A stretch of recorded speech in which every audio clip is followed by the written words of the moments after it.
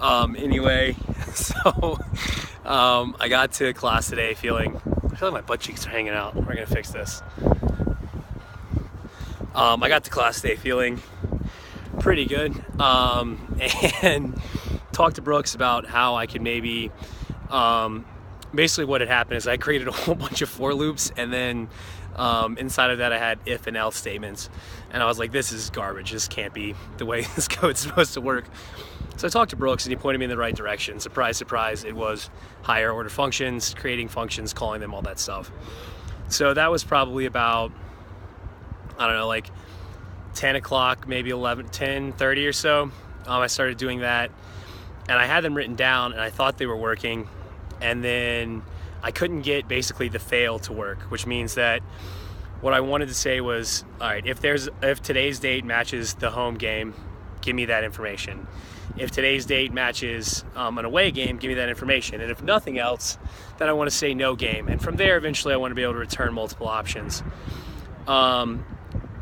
So I couldn't get to the no home game, even though I was giving it false values. I couldn't do it.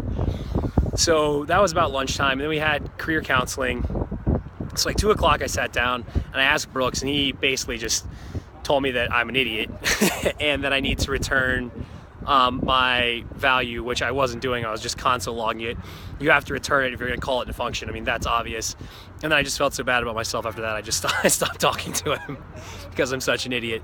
And so then I spent the next time just trying to recreate, all right, how can I get the fail to work? How can I get the fail to work? How can I get the fail to work?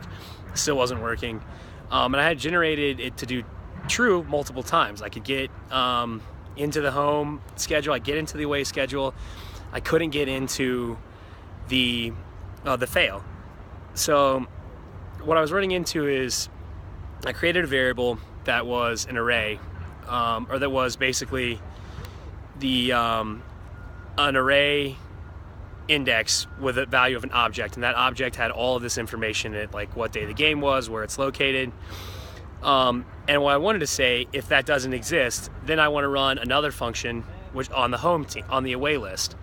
The issue was I couldn't get out of that if statement. It wasn't going to else. Even if the value was false, even if it wasn't returning me an object, I couldn't get to the else statement.